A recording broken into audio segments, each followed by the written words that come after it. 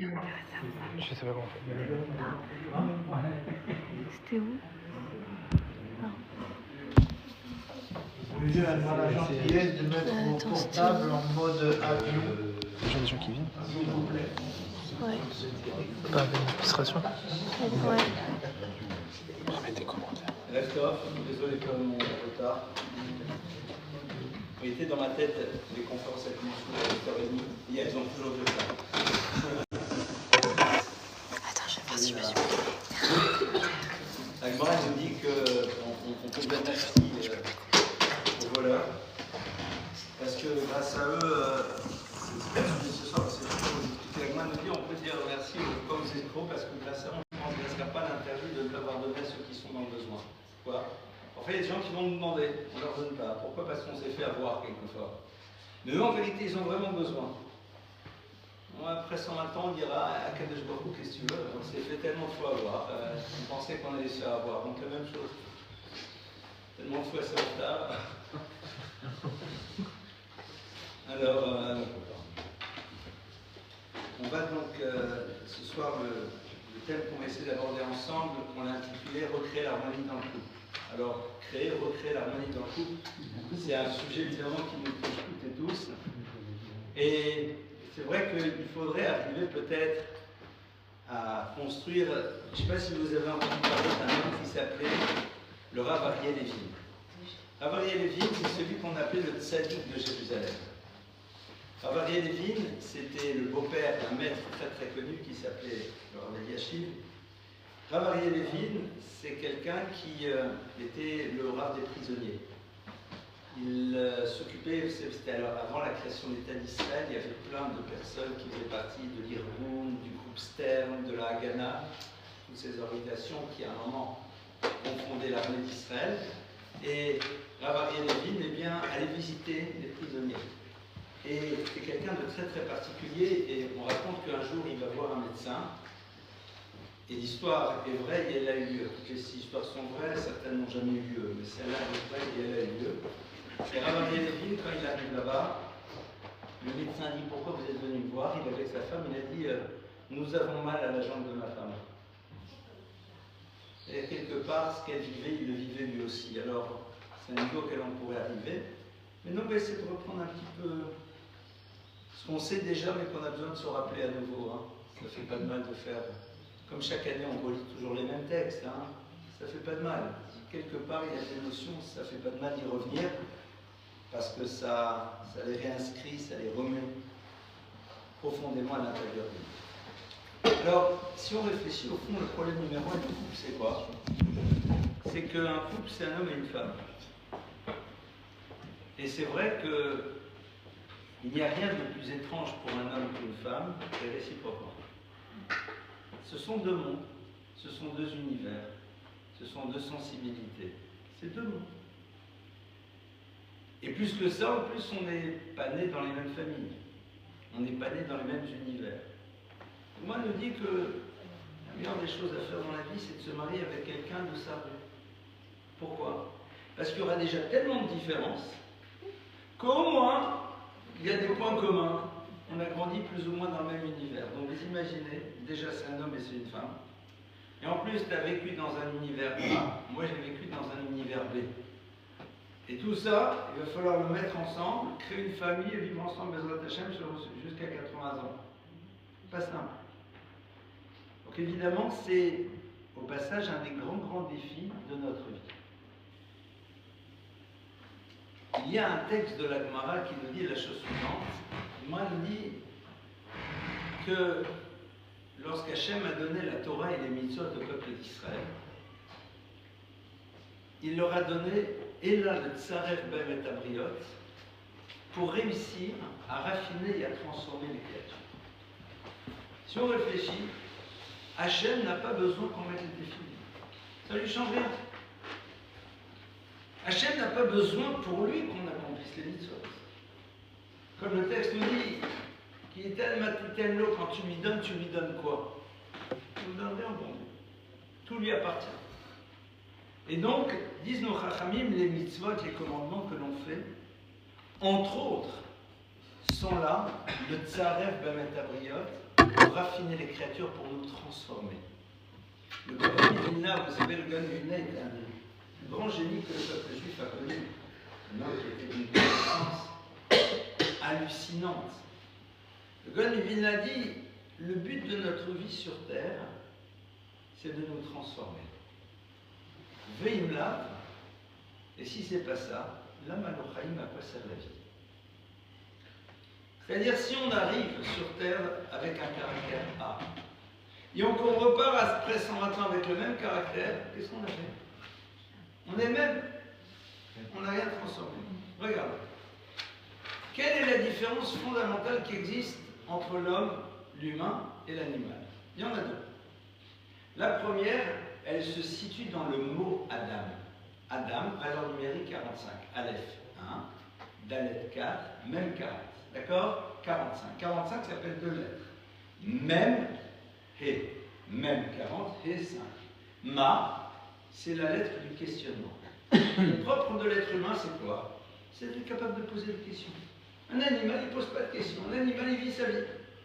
L'être humain a la force de se questionner, le monde, d'essayer de comprendre, etc. Première chose. Seconde chose qui nous caractérise, c'est quoi? C'est la possibilité que l'on a de créer une version améliorée de nous-mêmes. Est-ce que vous avez déjà vu un hippopotame travailler sur sa colère? Non. Est-ce que vous avez déjà vu un flamant rose travailler sur sa gentillesse? Est-ce que vous avez déjà vu une vache travailler sur son sourire? Non. Est-ce que vous avez déjà vu une girafe travailler sur sa sensibilité? Non. L'animal, il est ce qu'il est. Il restera toute sa vie dans le même modèle. On pourrait éventuellement le dresser. C'est-à-dire, s'il sait qu'il va recevoir un petit morceau de sucre, il va faire là, comme ça. Mais ça s'arrêtera là. Ok? Alors, je vais raconter une histoire vraie qui n'a pas eu lieu, mais qui a moitié eu lieu quand même. J'aime bien cette histoire, je la raconte souvent. C'est l'histoire de quelqu'un, une rencontre que je fais avec quelqu'un avec qui je veux m'associer. C'est pourquoi? Parce que je sais qu'avec lui, je vais devenir milliardaire. Pas millionnaire, milliardaire. On rigole plus. Pourquoi? Cette personne, elle a une cinquantaine d'années. Je lui dis, vous savez, monsieur, j'aimerais m'associer avec vous. Et pourquoi? Il dit, je pense que vous avez trouvé le produit dont tout le monde rêve dans le monde entier. Donc vous imaginez, on va faire un carton, j'aimerais m'associer avec vous. Il me regarde. Il me dit, qu'est-ce que vous voulez? Je lui dis, mais monsieur, je crois que vous avez découvert ce qu'on appelle l'élixir de jouvence. C'est-à-dire la potion magique qui fait qu'on ne vieillit jamais. Pourquoi? Je lui dis, vous avez quel âge? 52, 53. Je lui dis, je vous ai vu tout à l'heure là-bas. Il y avait quelque chose qui ne vous a pas plu. Vous vous êtes mis en colère comme quand vous aviez 10 ans. Quand vous aviez 10 ans qu'il y avait quelque chose qui vous embêtait, vous venez dire, ah, vous commencez à crier. J'ai l'impression que vous avez toujours 10 ans, vous n'avez pas grandi. Si à 50 ans tu fonctionnes comme tu fonctionnais quand tu as 10 ans, tu n'as pas bougé. Et le Gaon Vilna nous dit, c'est ça le but. Et le couple, la famille, ça va être un lieu qui nous aide à nous transformer. C'est-à-dire que cette difficulté, entre guillemets, qui est normale, à l'intérieur d'une relation entre un homme et une femme, entre un univers A et un univers B, elle fait partie de l'histoire de tous les couples du monde, partout. Regardez, Abraham, Sarah, Yitzhak, Rivka, ça discute, c'est pas d'accord. Vous êtes d'accord? Il n'y a pas un couple dans lequel, à un moment, il n'y aura pas un travail sur soi à faire. Moi, je suis du style, bon, allez, on parle, mais du sujet, d'accord?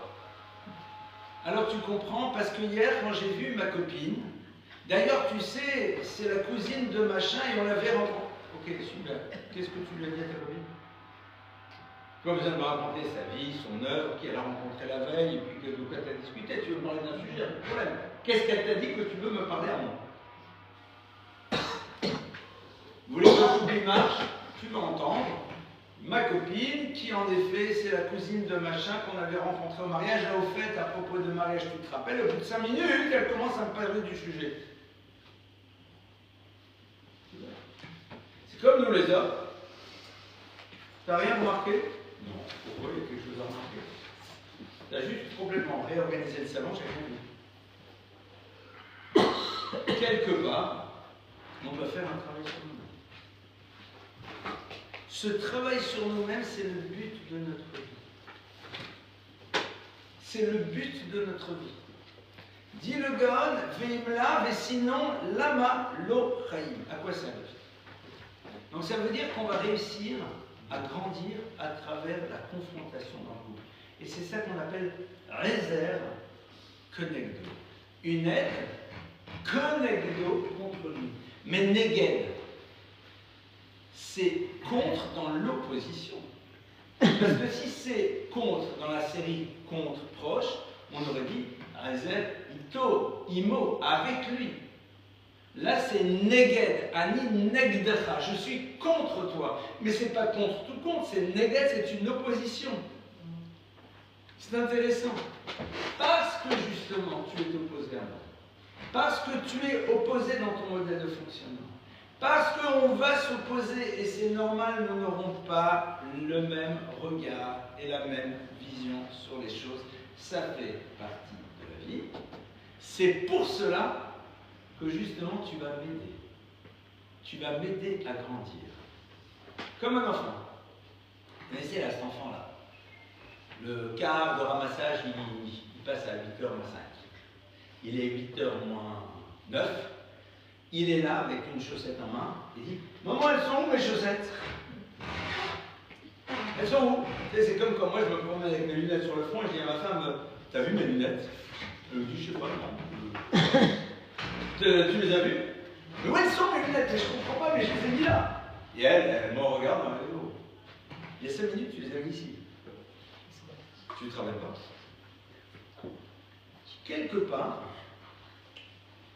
c'est ça l'élément. Vous savez d'ailleurs que c'est marqué comme ça dans le Zohar, que le vendredi après-midi, le Satan a une part plus importante que tous les jours de la semaine dans une maison. Pourquoi? Parce que tout simplement, maintenant, on va se retrouver, Baruch Hashem, le portable va être fermé. Baruch Hashem, on va pouvoir se parler. Baruch Hashem, on va pouvoir se retrouver. Le Satan, ça ne fait pas Shabbat, Shalom. Non, il ne veut pas Shabbat, Shalom. Donc qu'est-ce qu'il fait? Il va venir. Il va venir. Ne dites pas à votre époux ou à votre épouse quand il commence à vous dire quelque chose qui ne vous plaît pas, non, non, ça ne me dérange pas, t'es le Satan. Non, non. Ça ne fera pas trop. Non, non, mais je t'en veux pas, de toute façon, c'est le Satan, toi. Ah, d'accord. Là, c'est reparti comme en 40, comme dirait l'autre. Mais, pourquoi? Parce que justement, le Satan, qui est à l'opposé même du projet divin, et c'est Dieu qui l'a mis dans le monde pour cela, il va tout faire pour que justement ce lien qui peut se créer n'existe pas. Donc il va créer des tensions et des dissensions entre nous. Au fond, un couple, c'est à l'image, comme un de mes maîtres disait, de deux pierres. Deux pierres qui doivent être très proches l'une de l'autre. Mais pour qu'elles soient complètement adaptées l'une à l'autre, il faut qu'elles soient vraiment, elles s'enclenchent. Mais deux pierres ne s'enclenchent jamais vraiment, il faut les frotter l'une contre l'autre, jusqu'au moment où les aspérités disparaissent. Et comme il me le disait, il disait quand tu frottes deux pierres, ça fait toujours des étincelles. Mais s'il y a des étincelles, ça veut dire qu'on est encore proche. Et tout l'enjeu va être justement de décider de travailler sur ça. C'est pas simple, mais c'est notre travail. Alors, évidemment, on va essayer d'avancer un petit peu, mais je vois le truc arriver. Si vous êtes venu en couple ce soir, vous allez dire à votre mari ou à votre femme, je suis très content que tu sois venu ce soir. D'accord? Ou alors, je rentre à la maison, t'aurais dû venir, c'était exactement pour toi. Alors, je vous en prie, si vous pensez que votre conjoint n'est pas suffisamment intelligent pour comprendre ce qui le concerne, donc vous pensez que votre conjoint est bête. Mais si votre conjoint est bête, je vous rappelle qu'il y a un autre principe, c'est qu'ils se ressemblent. Ça se sent. Donc, on ne va pas essayer de réfléchir maintenant. Ah, c'est pour lui, c'est pour elle. Non, en quoi ça me concerne moi? D'accord? En quoi ça me concerne? On est sans arrêt en train de réfléchir, ah c'est pour l'autre qu'il le dit. Non, non, non, non, chacun d'entre nous est concerné. D'accord? Et c'est intéressant parce que si je m'intéresse d'abord à ce que je dois faire moi, c'est là où les choses changent. Sinon, vous savez comment on est dans la série preuve de... Non, mais tant que tu ne me dis pas, ben, je ne te dis pas. Ça, c'est quand on était en bac à sable. On est sorti du bac à sable. Vous savez, Tony, je fais la tête. T'as quel âge? Oh, mais je suis pas d'accord. Je ne parle pas. Il a qu'à commencer, il a qu'à dire, c'est de sa faute. Mais soyons adultes. Être adulte, c'est justement décider d'être un peu plus grand. Je me rappelle un jour, il y a un père qui vient me voir. Il me dit, mon fils, ça s'est très mal passé. Il a été très mal, il s'est crié dessus, il m'a insulté, je l'ai insulté, il m'a tapé, je l'ai tapé. Je parle plus. Et il vient me voir et me dit, voilà, ma femme et moi, on n'est pas d'accord. Alors moi j'ai l'habitude, maintenant que les gens ils aiment bien me demander ce que je pense, comme ça ils rentrent à la maison et disent, ah t'as vu, le maître il dit comme moi. Genre je suis le bâton que tu vas utiliser dans ton rouge, je tombe tout dans le piège. Ou alors, dites-moi dans un cas dans lequel il y a ça, qu'est-ce qu'il faudrait faire? Moi j'ai l'habitude de dire, oh, je sais pas. Parce que, mais là en l'occurrence, je lui dis, vous pensez quoi tous les deux? Il me dit, ma femme pense que c'est à moi de faire le premier pas. Et moi je pense que c'est à mon enfant de faire le premier pas. Et ils m'ont entendu dire, une fois n'est pas coutume, vous avez totalement raison, c'est à votre enfant de faire le premier pas. Ah, il est tout content. Il dit, le problème, c'est qu'il ne me regarde pas, il dit, c'est sûr, vous faites le premier pas. Il dit, attendez, je n'ai pas compris. Il dit, non, mais c'est à lui de faire le premier pas. Évidemment, c'est à lui. Alors, la question, c'est à l'enfant de faire. Il dit, oui, mais c'est pas possible. Ben, je crois que vous faites les premiers pas. Bon, au bout de 3 fois, il a vérifié si j'avais pas bu un truc auparavant. Il dit, mais je ne comprends pas, vous me dites tout et son contraire. Je dis, monsieur, mais évidemment, votre enfant doit faire le premier pas. Mais je vous pose une question. Qui va le lui apprendre? De qui il va apprendre? De toi? C'est toi qui vas lui apprendre qu'être adulte, c'est faire le premier pas. C'est ça être adulte. Écoute, on ne se parle pas, mais c'est dommage parce que je pense qu'on a des choses à se dire. Tout d'abord, j'ai l'impression que tu as même vécu ça. Je peux te dire une chose, j'ai pas fait ça pour te faire du mal. Est-ce que tu me crois? Maintenant, je sais que ça t'a fait du mal, mais le but, c'était pas de faire du mal, le but, c'était de te dire, il y a quelque chose qui me dérange, je vais peut-être mettre. C'est ça? Je veux dire. On est là, on a le droit de parler. Sinon, c'est du cavode mal placé. C'est comme le deux. Non, c'est pas du cavode, c'est pas du cavode. Moi, j'ai vu me mettre.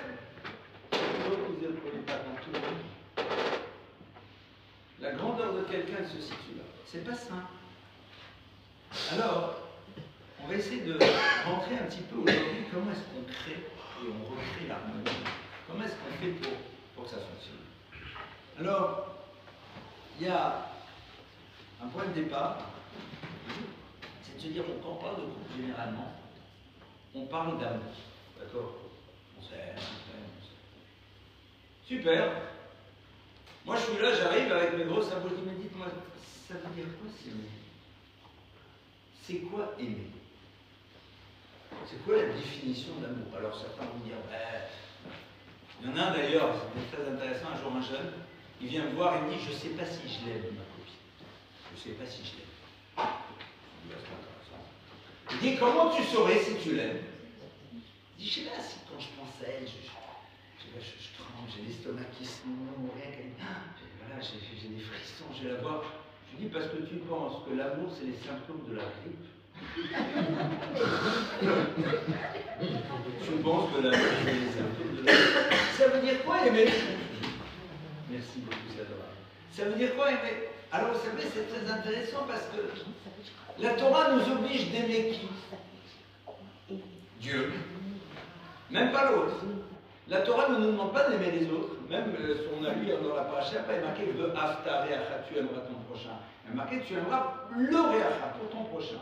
C'est-à-dire je dois vouloir aimer pour l'autre ce que j'aimerais pour moi. Qu'est-ce que j'aimerais pour moi? Me sentir bien. Donc j'ai envie que l'autre se sente bien.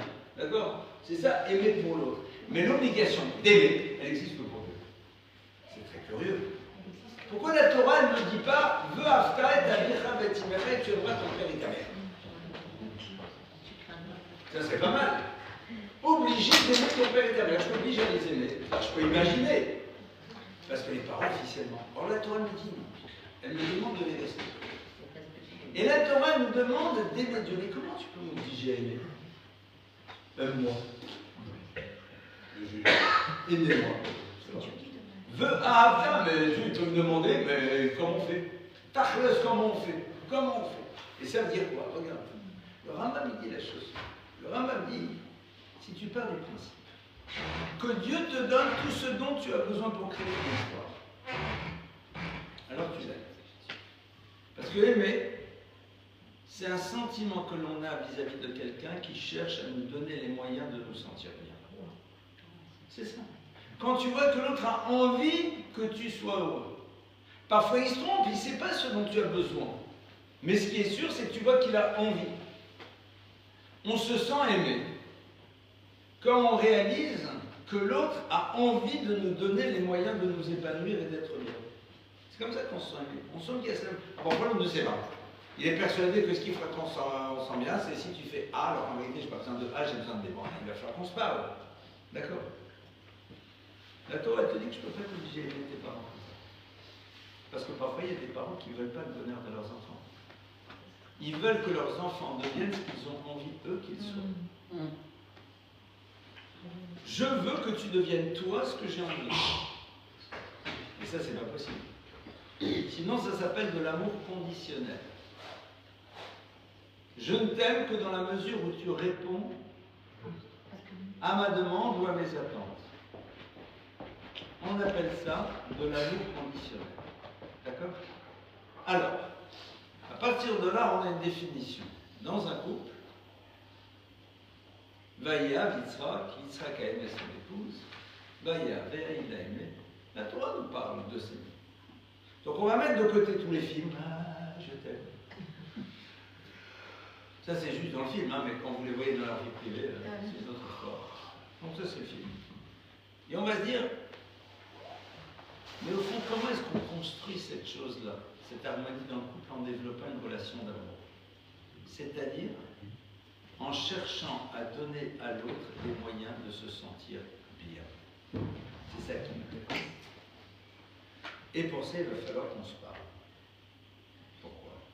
Parce que moi, je ne peux pas savoir ce dont l'autre a besoin. Il y a le minimum syndical, on est d'accord. Mais qu'est-ce que toi, en tant qu'être unique, tu as vraiment besoin? Je ne sais pas. Moi, je suis persuadé que ce que tu as besoin, c'est que je t'achète des roses. C'est super. C'est sympa, j'aime bien.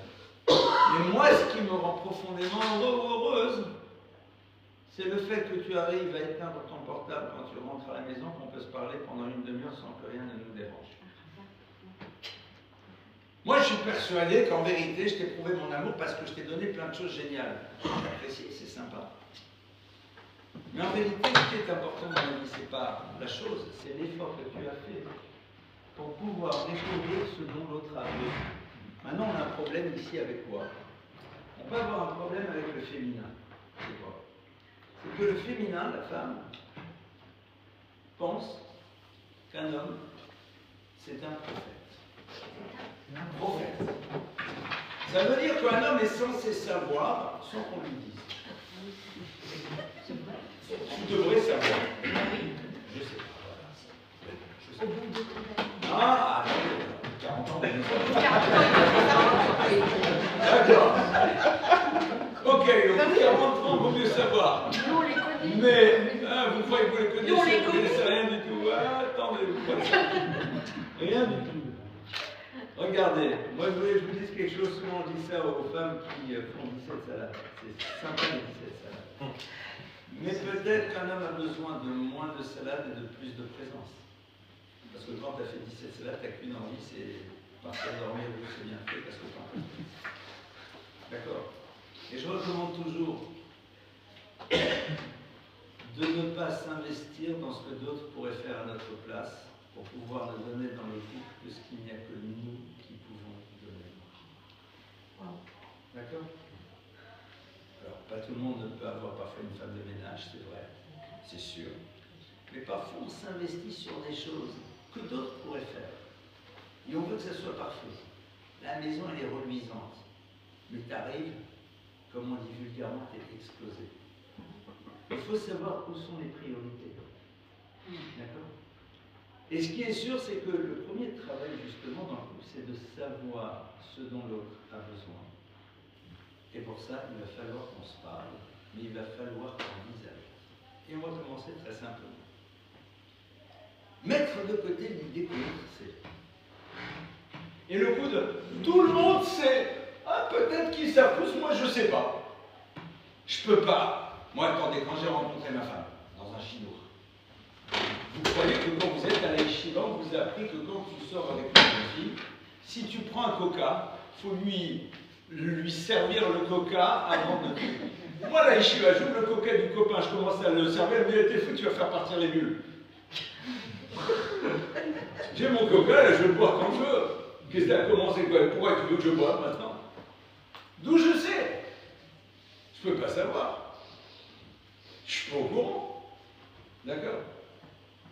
Et donc, évidemment, il y a quelque chose qui va être fondamental. C'est en dehors des grands principes, il y a savoir dire à l'autre ce dont on a besoin, non pas dans une dimension de réclamation, mais tout simplement dans un acte, j'ai presque envie de dire, de révélation.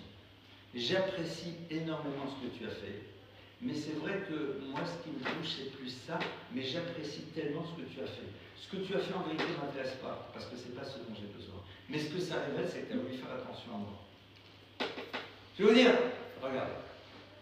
Si on imaginait quelqu'un qui a faim. J'ai faim. J'ai faim, je vais manger. Et puis, je vois pas loin un bébé, 6 mois, 1 an, qui est en train de pleurer. Je lui dis, pourquoi ça pleure? Je suis pas au courant, je connais pas le nom des bébés. On dit, ah, il pleure, il a faim. Moi, le pauvre chéri, c'est ce que je fais.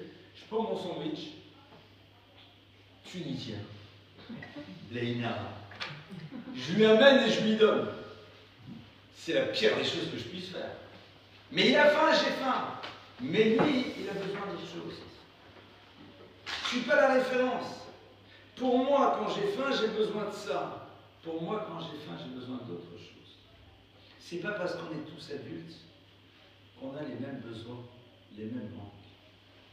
Et ça, c'est quelque chose qu'il faut savoir dire. Mais attention, il y a une Mishnah qu'on dit tous les vendredis soirs. Tous les vendredis soirs, on dit Bamem, Madikim, Bamem, Madikim, on parle de comment est-ce qu'il faut allumer les bougies. Il y a un moment, on nous dit qu'un homme doit dire 3 choses chez lui à Erev Shabbat. Il doit dire 3 choses. Shla Shalman, ça dans le Shabbat. Isartem, Eraftem, Hadikoetam. Première chose, avez-vous fait les prélèvements obligatoires sur la nourriture? C'était surtout en Israël. Eraftem, avez-vous fait le réveau? Troisième chose, ce n'est pas une question, c'est une demande. Hadikou et Taner. Allumez les bougies. Alors, les 2 premiers, ben oui, si on a oublié de faire les prélèvements obligatoires, ça a très embêté Shabbat pour manger. Si on n'a pas fait le héros, il y a un problème de déplacer. Donc, est-ce que c'est fait? Je ne peux pas le savoir. Parce que ce n'est pas quelque chose de visible. Vous avez fait le massacre, on a prêté. Vous avez fait le héros. Maintenant, je dis, alors moi, je m'imagine, je dis le même. Vendredi après-midi, en hiver, Shabbat commence à 16h56, il est 16h, je vais chez ma femme, je lui dis, chérie, allume les bougies. Qu'est-ce qu'elle va me dire? Détends-toi. Il n'y a pas seulement 6 minutes. Tout va bien. Donc vous doutez bien que si je lui dis, c'est qu'on est à Shabbat moins pas beaucoup. Dis-la-moi.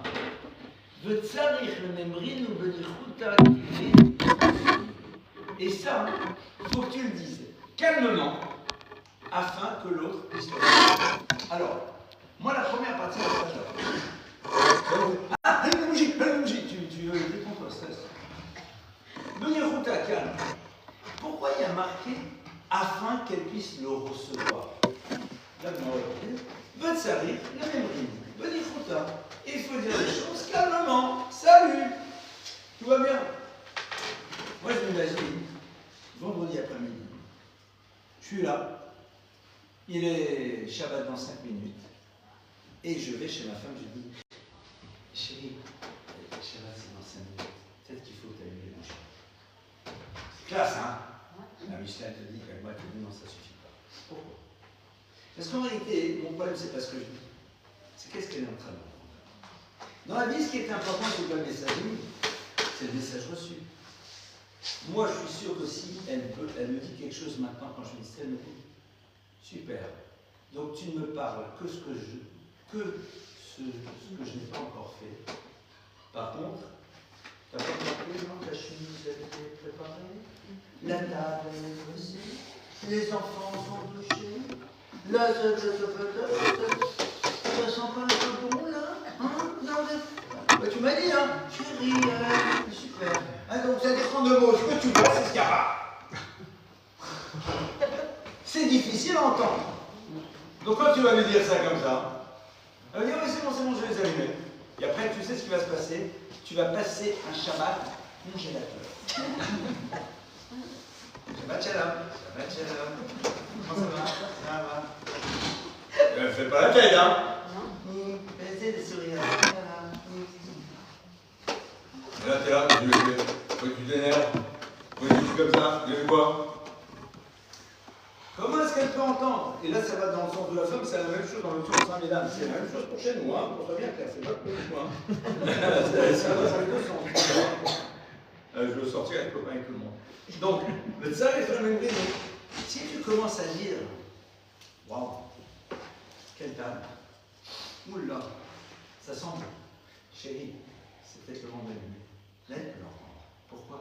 Parce qu'elle ne traduit pas ta phrase comme étant je ne vois que ce qui ne va pas. Mais toi, en vérité, t'es pas du tout comme ça. Toi, en vérité, t'as tout vu. Et t'apprécies. Bon, comme chez nous les hommes, vous savez, c'est quoi la distance la plus longue qui existe dans le corps d'un homme? C'est pas entre la racine des cheveux, c'est entre le cerveau et la bouche. On voit. On pense même que c'est super, on oublie juste de le dire. On oublie de le dire. Mais t'as apprécié, non, t'es super bon dans ta tête.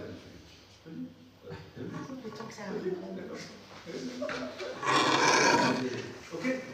Donc, on a ici quelque chose qui est très intéressant. Et moi, ce que je trouve extraordinaire, je parlais encore tout à l'heure avec des personnes qui m'ont dit, je me disais, mais ah, c'est super ce que vous dites.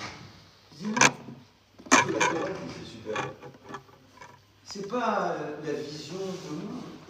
C'est ce que la Torah nous dit. Et moi, je le dis, et j'essaie de le partager avec vous. Et c'est tout. C'est-à-dire, regardez les Chachamim, juste avec cette petite phrase, nous montre l'importance de reconnaître ce qui va, de l'exprimer, de le verbaliser, ce qui me permet d'entendre la suite. Parce que, sinon, je fais une interprétation. Si on me dit ce qui ne va pas, je dis mon fond dans la vie, ce que je fais n'a pas d'importance. Et quelque part, je me sens mal. Parce que ce n'est pas reconnu. Or, dans une famille, et plus encore dans une relation de couple, la chose la plus importante, vous savez, c'est quoi? C'est que j'ai besoin d'avoir une réponse à la question qu'on se pose toute notre vie. Quelle est ma valeur? Qu'est-ce que je représente pour toi? Quelle est ma place? Je vais raconter une histoire que j'ai vécue avec un de mes maîtres. Un de mes maîtres a perdu son épouse et ses 4 enfants pendant la Shoah. Lui-même a réussi par miracle. Il s'est donc marié après la Shoah avec une femme qui elle-même avait fait la marche de la mort. La marche de la mort, vous savez, c'est quand les nazis ont quitté les camps, ils n'ont pas dit aux Juifs, bon, vous restez. Ils les ont pris avec. Ils les ont fait marcher dans le froid, dans la neige. D'accord? Cette femme, elle a porté sa sœur sur son dos pendant des kilomètres. Sa sœur n'a plus la force, parce que si on tombait, c'était terminé. Donc ils sont mariés. Ils ont eu des enfants. Ça n'a pas été simple en plus. Et un jour, on est à leur table, nous les élèves. On était avec ce maître, et il devait avoir à l'époque 80 et des poussières, son épouse aussi pas loin. Et on est là, et on a été le voir, je sais pas, on discute, et puis à un moment, la Rabbatson, dit, t'as bien, elle amène des gâteaux. C'est très bien que les jeunes gens de Yeshiva On les nourrit. Elle amène des gâteaux. On se sert, on fait la bracha. Et avant qu'elle ne sorte, le Rav me dit, vous avez vu comment ils sont bons les gâteaux de la Rav Hassan. Ribono Sheolam, ça fait 40 ans, vous êtes mariés, 45 ans. Vous avez vécu la Shoah, les trucs, les machins, ça y est, c'est pas pour vous ce romantisme. Et je le vois, le dire, et je la vois, elle, avoir un immense sourire. Ça veut dire que c'est quelque chose dont on a besoin de manière constante. Quelle est ma place? Quelle est mon importance? Ça passe à travers des mots. J'ai besoin de t'entendre dire les choses. Il ne faut pas faire comme dans les mariages ashkénazes. Je suis ashkénaze. Vous savez comment ça se passe dans nos mariages chez les ashkénazes? Après la choupa, le khatan voit la gueule. Il la prend dans un coin, il dit chérie, c'est quelque chose de très important. Bon, ok, juste après. Je t'aime. Et tant que je ne te dirai pas le contraire, c'est que je pense la même chose. Non, c'est pas comme ça que ça se passe. On savait qu'ils étaient comme ça, mais alors, c'est une catastrophe. Non, pourquoi? C'est pourquoi chez nous, les Ashkénazes, on se marie toujours entre nous? Non, mais pour pas casser la chaîne du froid. Donc, c'est logique cette phrase. Je t'ai dit que je t'aime. Je suis avec toi tous les jours. Donc déduis ce que tu demandais, puis hop, j'ai besoin d'entendre. Pourquoi? Parce que cette notion-là de prendre et de savoir et de révéler à l'autre ce dont j'ai besoin, et que l'autre le fasse parce qu'il sait que pour moi c'est important, c'est ça qui fait qu'on se sent dans un couple en harmonie. Pourquoi je le fais? Parce que je sais que pour toi c'est important. Mais tu as besoin de me dire. Si, je prends des exemples nuls, d'accord? Si une femme dit à son mari, ah, t'as vu là, ce qui paraît, ils font des soldes là-bas, non, parce qu'il paraît, ils font des soldes. Parfois, elle lui dit, si elle a décidé d'être intelligente, il a compris que c'est une manière d'exister, de lui dire, ça me fait plaisir que tu m'accompagnes. Lui, il ne comprend rien au sol, il n'a toujours pas compris pourquoi quand tu rentres et que tu vois la robe ou le truc, je ne sais pas, je ne sais pas trop combien d'ailleurs. Vous connaissez l'histoire quand les Marocains disent des Tunisiens, les Tunisiens disent des Marocains, les Marocains disent des Polonais. Bon, en tout cas, tu as un truc, il y a un mari un peu d'un univers un peu radin qui est dehors. Il se va reprendre sa femme et à un moment, chérie, viens, on va dans ce magasin, regarde, ils ont des prix de folie. Regarde, imperméable, 7,50 €, robe 10 €. Elle lui dit, t'es pas sur une teinturerie. Donc, lui, il n'a rien compris. Mais, non, mais c'est bien, mais je reviens demain. Achète. Donc, il ne comprend pas. Et pourtant, il l'accompagne. Et tu le rencontres, ton copain, il est en train de faire les soldes avec sa femme. Et il a le sourire. Pourquoi tu es content? Alors, première théorie, il fait le contrôle rapproché de la carte bleue. Deuxième possibilité, option 2, et c'est la vraie. Je sais que ça lui fait plaisir. Je sais que ça lui fait plaisir que je l'accompagne dans un truc qui ne m'intéresse pas. C'est comme quand une femme s'assoit à côté de son mari, parce qu'elle sait que ça lui fait plaisir qu'elle soit assise à côté de lui, au moment où il est complètement focalisé sur 22 personnes en short, qui courent tous après la même balle. Elle ne comprend pas, elle dit, pourquoi tu donnes une balle pour 22 pour tous derrière? Donne à chacun une balle, ça va être réglé. Alors pourquoi tu es à côté? Je sais que ça lui fait plaisir. Ne cherche pas à me convaincre que c'est un truc bien. Ça te plaît, Mazal Tov. Ça te fait plaisir que je partage. On n'a pas à convaincre. On doit savoir. Alors je prends volontairement ces exemples un peu gros sabots, mais c'est vrai que c'est quelque chose de capital. Je te révèle ton importance à travers le fait que je tiens compte de ce qui est important pour toi, mais je ne peux pas le connaître si tu ne prends pas le temps de me le dire. Je ne suis pas prophète. Je ne suis pas quelqu'un qui peut imaginer quelque chose d'inimaginable. Plus que ça, quand parfois il y a des difficultés dans la relation, je comprends bien que c'est quelqu'un qui a le doigt, il insulte, etc. Tout le monde peut comprendre. Mais parfois il se passe des choses. Nous on a l'impression qu'on est très en bas, et en réalité l'autre l'a mal vécu. Moi je me rappelle, jeune marié, Ah non, moi, toujours jeune marié, mais disons qu'à l'époque, c'est pas tout début. Ma femme travaillait, ou faisait ses études, je sais pas ce qu'elle faisait à ce moment-là.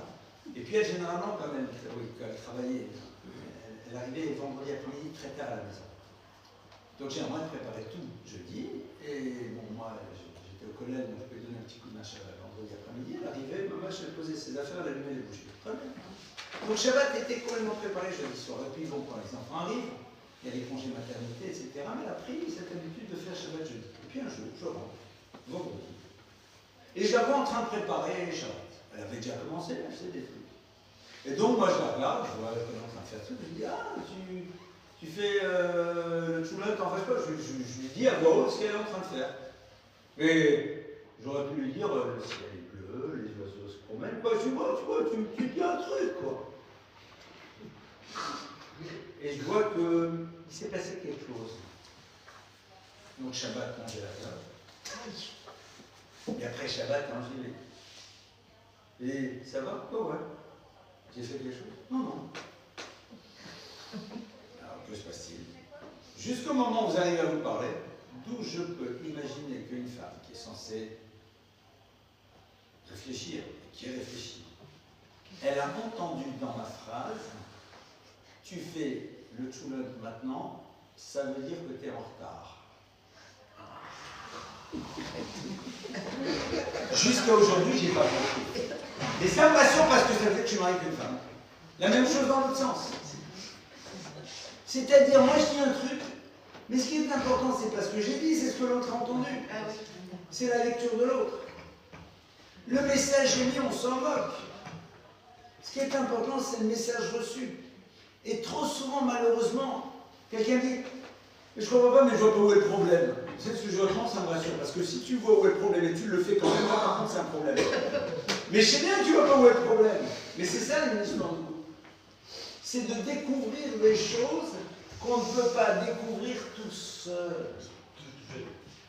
On ne peut pas découvrir certaines choses tout seul. Il faut que l'autre me le dise.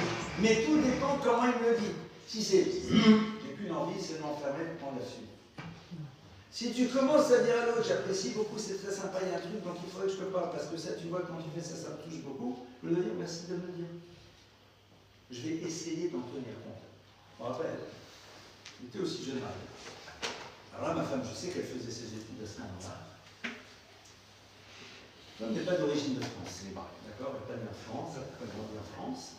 Et on était à Paris à ce moment-là, moi j'étais au collège, elle faisait ses études, et puis moi le soir, j'étais à la maison, j'avais un copain avec qui j'étudiais aussi le soir, puis elle rentrait parfois tard, 19h, 20h, cours, c'est des études d'ingénieur à l'époque, et bon, très bien, super. Et puis un soir, mon copain vient pas étudier, il n'est pas là. Et moi je suis à la maison, je suis en train vers 20h, 20h30 d'arriver plus ou moins, bon, tout va bien. 20h arrive, elle n'est pas là, 20h30 elle n'est pas là, comme ce soir quand je suis allé en retard. 21h elle n'est pas là, 21h15 elle n'est pas là. Oula. Et moi, je commence à m'imaginer des scénarios de fou furieux.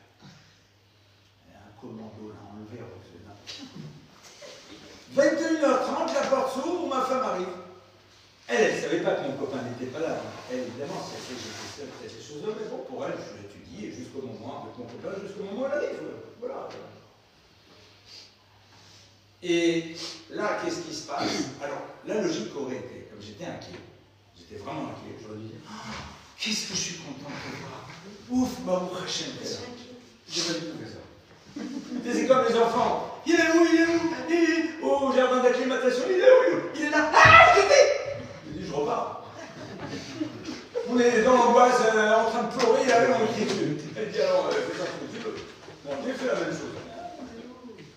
Il y a un moment, donc je dis, bon, à un moment, on se parle quand même un petit peu. Alors, elle était sortie, et puis elle avait, au moment où elle sortait de ses cours, elle a croisé des copines qu'elle connaissait des États-Unis, qu'elle avait rencontrées au séminaire, etc., à Paris, etc. On se pose, on discute, on échange, etc. Voilà, normal, quoi. Et mon mari, il est à la maison, il étudie, là, ça chavouta. J'arrive à 9h30, il avait étudié un peu plus. Il y a un moment, je me dis cette phrase. Je dis, mais je comprends pas, mais j'étais inquiet. Elle me regarde, elle me dit, pourquoi? Pourquoi? Et elle n'a pas tort. Pourquoi? Parce que j'ai 3/4 d'heure de retard, tu es en train de te faire des films de Francis Coppola ou de je sais pas qui. Et ça va. Tu as plein d'options. Pourquoi tu as choisi l'option catastrophe? Le jour, et je veux dire, le jour où on était rendre visite à un de nos enfants qui habite en Suisse, et puis on est parti, moi je suis parti avec des petits dans un endroit où ils voulaient jouer, à l'extérieur de la ville, et les autres devaient venir avec son beau-frère, et on les attend, ils sont censés arriver une demi-heure après, 1h30 après ils ne sont pas là. Pourquoi t'imagines tout de suite qu'ils ont fait une rencontre inopinée avec un 38 tonnes? Et leur téléphone, et concrètement, ils avaient Waze, son téléphone il n'a pas chargé, donc il n'y avait plus Waze, il ne pouvait pas appeler, et comme il était dans des petites routes, il a fallu qu'il se retrouve, il est parti, etc. Il y a plein d'options. Et là, elle m'a dit, mais pourquoi tu étais inquiet? Là, ma femme a découvert que j'étais inquiet. J'avais un naturel comme ça. Et quelque part, elle m'a dit, ok, c'est bien que je le sache, je me tiendrai compte, maintenant que je suis au courant. Alors qu'elle n'avait pas du tout d'un naturel. Et quelque part par la suite, quand elle était en retard, enfin pas en retard, quand elle avait d'autres choses à faire, elle allait m'appeler. Elle ne voit pas l'intérêt pour elle, mais si pour moi c'est important. Mais en même temps, moi je dois faire un travail sur moi-même. Je deviens moins inquiet. Et là j'ai dit, j'ai besoin de prendre. Et c'est comme ça qu'on avance. C'est-à-dire, il y a la réalité de l'autre, elle est ce qu'elle est aujourd'hui. Il faut d'abord l'accepter. Je suis désolé, moi, c'est des choses qui me stressent. Vous savez, comme les gens qui arrivent 3 heures avant le départ du train de l'avion. Moi, je connais quelqu'un, il arrivait tellement en avance qu'il a pris le train d'avant. Il y a des gens, s'ils ne sont pas 3 heures avant, c'est l'horreur. Moi, vous savez, sur Alal, 50 minutes avant, vous vous embarquez encore. Bon, on va faire un truc.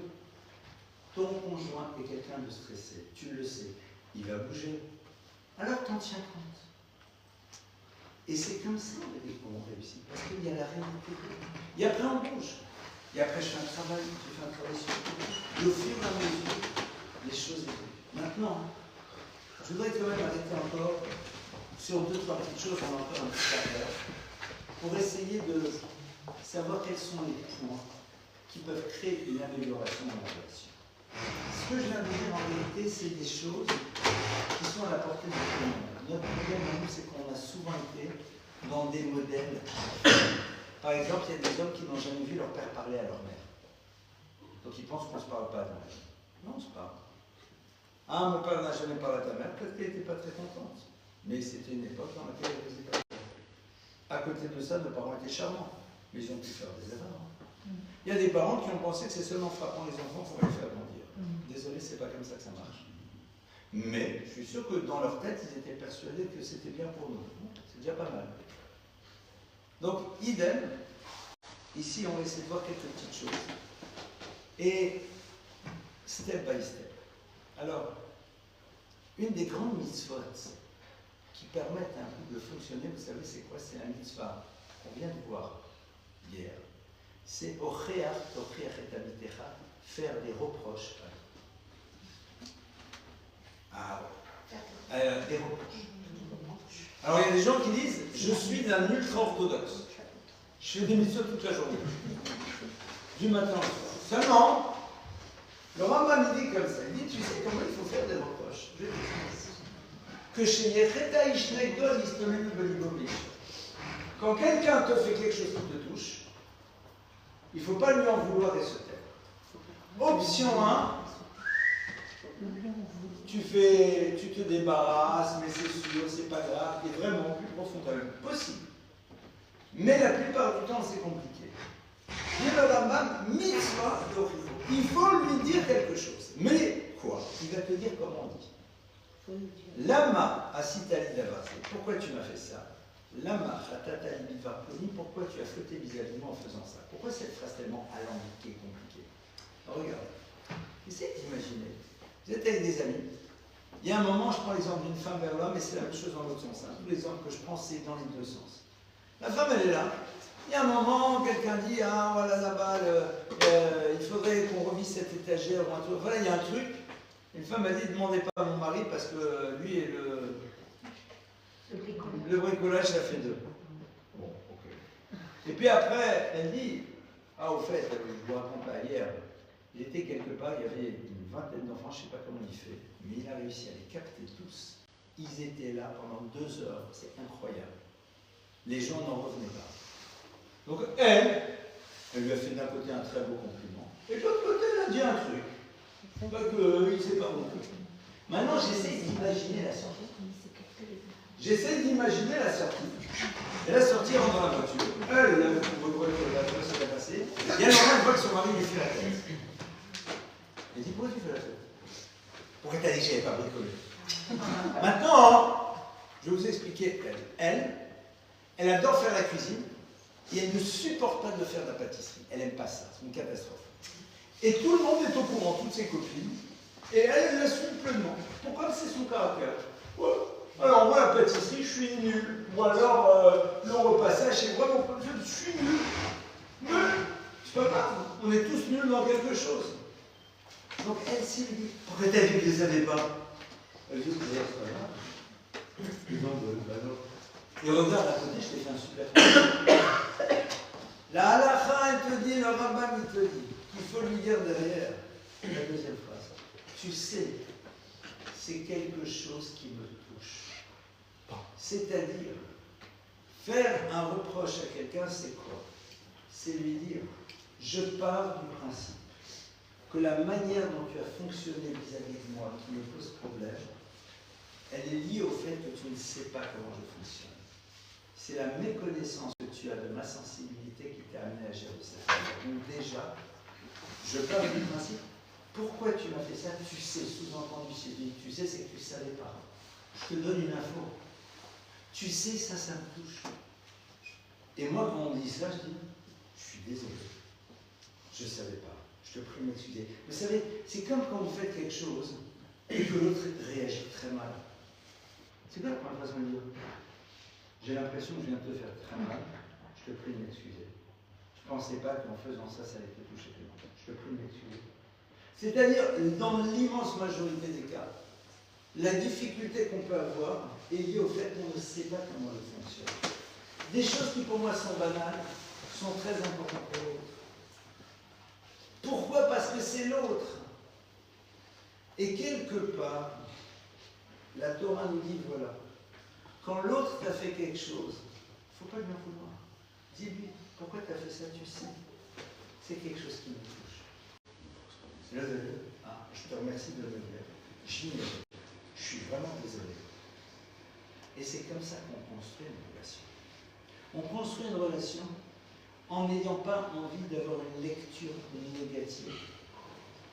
Vous savez, c'est comme si, imaginez, j'ai une personne qui est là, et je lui mets la main sur l'épaule. Ok. Et puis je vais chez quelqu'un d'autre, je lui mets la main sur l'épaule, et quand je lui mets la main sur l'épaule, il dit ah! Il crie. Option 1, il est fou. Je vais juste lui mettre la main sur l'épaule, il crie. Option 2, il y a peut-être ici sous la chemise une cicatrice qui n'est pas refermée. Je vous donne un exemple très simple. Quand vous avez grandi dans une famille dans laquelle on vous parlait d'abord de ce qui ne va pas, et on ne vous parlez jamais de ce qui va. Vous vous êtes marié, et votre conjoint vous dit, vous rentrez à la maison, il vous dit, non mais je comprends pas, pourquoi tu as fait ça? Mais pas agressivement. Et il l'embrasse, non, il vous dit, non. Il dit, attends, soit il est folle, ou il est fou. Mais c'est pas possible. Il faut croire que sans m'en rendre compte, je viens de dire quelque chose qui me fait peur. Parce que c'est pas normal. Je te pose la main ici, tu cries. Donc soit tu es fou, soit pour toi c'est quelque chose qui peut te bouleverser. Je me rappelle de ce cas-là extraordinaire. Soit vrai. Essayez d'imaginer un mariage avec le cocktail. D'accord? Un mariage avec le cocktail. Donc le cocktail, il est fou. Tous les maris qui se respectent m'ont dit à leur femme, ma chérie, il faut vraiment qu'on arrive à l'heure, parce que je pense que ça leur fera très plaisir. Traduction, j'ai très faim, je veux manger. On le dit comme ça. Non, tu sais, c'est pour Simchat Hanan de Kala, ça leur fait plaisir. Moi, je veux que je fasse. Ok, pas de problème. Donc, imaginez, ils arrivent. Et c'est le côté un peu genre, vous savez, vous avez le bar, machin, et le télé. Et à un endroit, ils font les jeux. Et madame est là, et puis à un moment, on discute avec des amis. Elle, voilà, un cousin à elle, enfin voilà, vous la voyez, et puis vous êtes là. Et puis à un moment, vous voyez le bar, et vous voyez que là-bas, ils font le jus de mangue avec le kiwi et la fois le truc très compliqué. D'accord? Et vous savez que votre femme, elle adore ça. Mais l'histoire, elle est vraie. L'histoire est vraie, elle est vraie. Donc le bonhomme, il arrive, il est là.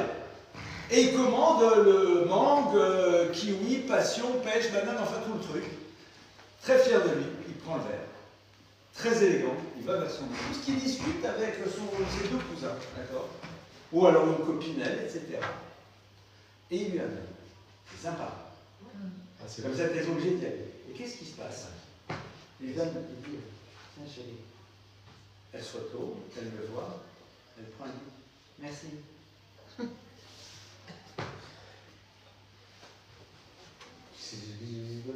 Il se tait. Et en vérité, la soirée se passe pas top, il semblait quelque chose. Qu'est-ce que j'ai fait? Qu'est-ce que j'ai fait? Je vous raconte la vraie histoire.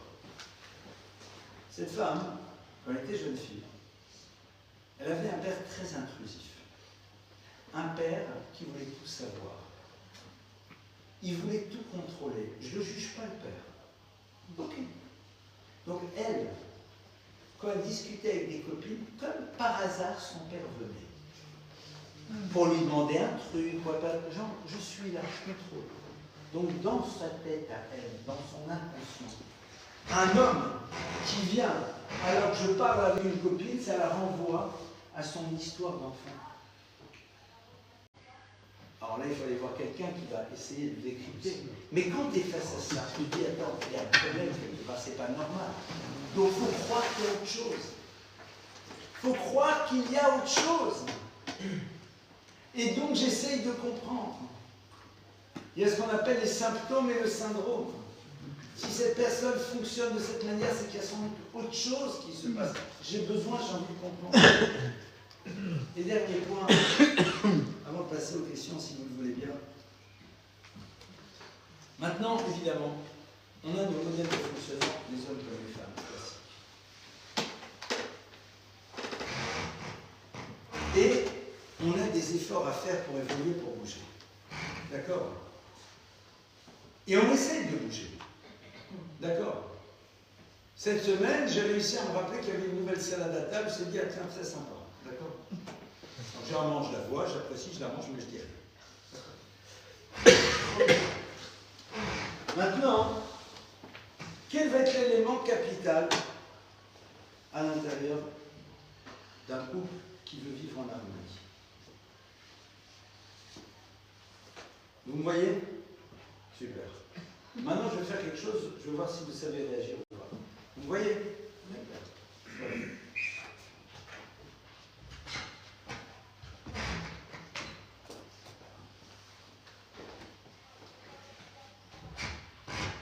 Vous êtes très décevant. Très décevant. Il n'y a pas eu de tout, fait ce que j'attendais.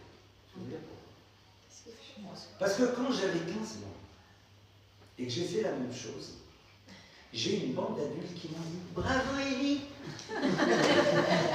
Bravo Élie !» Pourquoi? Parce qu'à 15, moi je faisais les cours de départ. Pourtant, ces adultes, ils marchent. Mais pour moi, c'est compliqué. Quand je rentre à la maison, que je ramène les commissions, et que je me suis rappelé que sur la liste, il y avait un recto et un verso. Un recto et un verso, c'est-à-dire il y avait marqué ici camembert, lait, machin. Et de l'autre côté, il y avait marqué crackers et tout. Donc je suis très fier de moi de m'être rappelé que sur une liste, il faut regarder les deux côtés. Si j'entends ma femme me dire, ouais, depuis le temps, si quand je commence à faire mes premiers pas, ils me disent, ah bon, ça va, 15 mois, bon, ben, fallait bien le faire. J'ai qu'une envie, je m'assois par terre, j'attends. Je vais vous raconter un truc personnel. Pour une raison que je n'ai toujours pas compris jusqu'à aujourd'hui, tout ce que je raconte, ma femme, elle connaît les histoires que je raconte, j'ai l'autorisation. Donc, nous étions jeunes mariés, c'était l'époque à laquelle on n'était pas trop carte bleue. Donc, c'était les chéquiers. Et, pour une raison que je n'ai toujours pas compris aujourd'hui, pour ma femme, c'était important que je mette sur la souche du chèque, non pas juste la somme, mais à quoi ça descend. Et pas du tout parce qu'elle nous soupçonne. Et moi, dans ma logique masculine, je dis, Manishtana, que c'est le Franprix ou c'est le Lidl. Ça ne change rien. Et elle me dit, mais tu es en train de remplir le chèque. Tu mets la somme. Tu peux juste mettre Franprix. Elle n'a pas tort, c'est pas que je vous demande de sortir un stylo vert. Non, parce qu'en même temps. Je veux là, très bien. Mais c'est pas nécessaire, pourquoi je le fais? Alors on a imaginé que on se passe le chéquier, elle prenne le chéquier, puis elle va sur les talons, j'ai marqué par ce que c'était. Je ne savais pas, mais à une période, je récupérais des trucs, je mettais des trucs. Non, plus ou moins, je regardais, je dis, ça a dû être ça, plus ou moins. Si elle me dit, ah bon, bah, putain, hein, j'ai pas envie, j'ai besoin d'entendre quoi, bravo, ça me touche, pourquoi? Parce que pour moi, c'est compliqué. Parce que pour moi, c'est compliqué. Et ça, on en a besoin. Sachons applaudir notre conjoint pour les choses qui pour lui sont compliquées, même si pour nous c'est d'une facilité déconcertante. Vous êtes dans un univers, il y a des femmes qui sont très ordonnées ou non, des maris qui sont très ordonnés ou non. L'autre a su faire quelque chose qui est difficile pour lui. Soyons capables de lui dire, génial, bravo, fais la calotte, ça me touche. Pourquoi? Parce que tu fais des efforts. Il s'est rappelé que c'était l'anniversaire. Moi, j'ai grandi dans un univers dans lequel on ne fêtait pas les anniversaires. Donc, pour moi, l'idée que, attention, il faut te rappeler de la date de l'anniversaire, ne fait pas partie de mon modèle. Mais, dans ce cas-là, si maintenant j'ai fait l'effort, parce que ce n'est pas un concept qui pour moi représente grand-chose, mais j'ai besoin d'entendre, j'apprécie beaucoup parce que je sais que pour toi, c'est pas normal. On a toujours la chance des juifs, c'est qu'il y a deux dates, la juive et la non-juive. Non, mais j'attends la date juive, voyons, alors, c'est ça qui est génial, et ça, c'est très important au niveau des enfants. Les enfants ont besoin qu'on applaudisse leurs efforts. Parce que quand tu as applaudi l'effort, tu n'as plus d'envie, c'est de le refaire. Et plus que cela, ça te permet d'être à l'écoute. Je veux dire, c'est comme quand vous avez une structure, que vous convoquez un employé pour une raison, parce qu'il y a un problème. Si vous lui dites, écoutez, j'ai besoin de vous, et que quand il arrive, écoutez, il faut que je vous parle de ce dossier parce que ça ne va pas du tout, et la plupart du temps, qu'est-ce qu'il va faire? Il se ferme. Il contre-attaque. Pourquoi? Parce que potentiellement, il est sur un siège éjectable.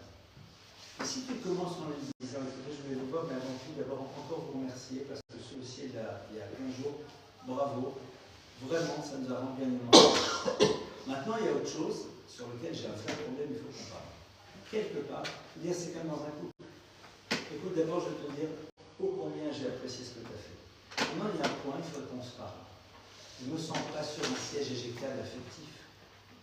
Un enfant, si on ne parle que de ce qui ne va pas, il a l'impression qu'il n'y a rien qui va. Mais si tu commences à lui dire, sache que j'ai beaucoup apprécié, mais il y a un point sur lequel il faut qu'on parle, déjà, ça rééquilibre, ça permet d'entendre. On a ici quelques petites choses. En vérité, on les connaît tous. Le problème, c'est qu'on les oublie. Parce que tout simplement, c'est la force de l'habitude. Et au bout d'un moment, il y a des choses qui peuvent se construire. Maintenant, si demain, il y en a un qui, un homme ou femme qui dit à l'autre, qui utilise un des trucs qu'on a vu ce soir, et que l'autre lui dit, ah, t'as écouté dans le cours, hein? Il dit, oui, c'est vrai. Moi, il y a plein de choses, c'est pas spontané. Hein. Imaginez, moi je pars en voyage, spontanément je vais en acheter pour ma femme. Pourquoi? Parce que je suis en train de voyager, je voyage, je vais donner conférences, etc. Et donc si je sais que pour elle c'est important, là en l'occurrence je sais que non, mais si je sais que pour elle c'est important, je vais me mettre un sticker sur mon passeport pour me rappeler. Dans les jours, pas spontanément, tu dois savoir. Non, c'est pas mon modèle. Par contre, je sais que pour toi c'est important, je me donne les moyens de te révéler ton importance en faisant ce qu'il faut. Je sais que pour toi c'est important que je te dise bravo pour ça.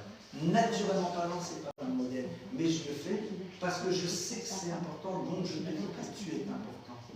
Mettons de côté l'univers de la spontanéité. Il y a plein de choses spontanément, on ne les fera pas. On les a appris, oui, on les fait. Il y a des mots, quelqu'un qui n'a jamais entendu je t'aime, spontanément, il ne le dira pas. Mais il sait que c'est important. Donc il va le dire parce qu'il sait que c'est important. Et quand tu l'entends, tu dis j'ai beaucoup apprécié, ça me touche. Pourquoi? Parce que tu fais quelque chose, parce que tu sais que c'est important pour toi, même si naturellement parlant, ça fait partie de toi-même. Vous voyez? Et à partir de là, on construit, on avance. Maintenant, bienvenue au club. Dans la vie, on rate. Et après, on essaie juste de rater. Et ce qu'il faut, c'est applaudir la réussite avant de se focaliser sur les échecs. C'est comme ça, en réalité, on construit. Qu'Hachem nous donne la force de construire. Alors, si vous le voulez bien, on se prend quelques minutes pour vos questions. Alors, les questions très personnelles, vous les posez au nom de quelqu'un d'autre. Une question trop personnelle. J'ai un copain qui a une question. Avez-vous des questions?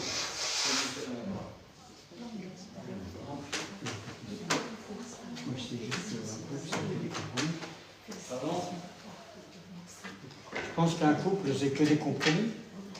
C'est sûr. C'est sûr. On connaissait la définition classique du couple. C'est régler à deux des problèmes qu'on n'aurait jamais eu si on était resté seul. À deux? Oui, bien sûr. Bien sûr. On est réglé à deux. On se parle. Pas d'autres questions? Alors écoutez, merci beaucoup pour votre écoute. Autre chose, il y a un petit mari pour organiser peut-être. Vous avez Qui n'a pas prié, s'il vous plaît? Le venin plus haut, pas 1, pas 2, pas 3, pas 4, pas 5, pas 6. Au Hachem. Mesdames, vous êtes conviés à... sortir. Non, tout simplement à manger des sushis.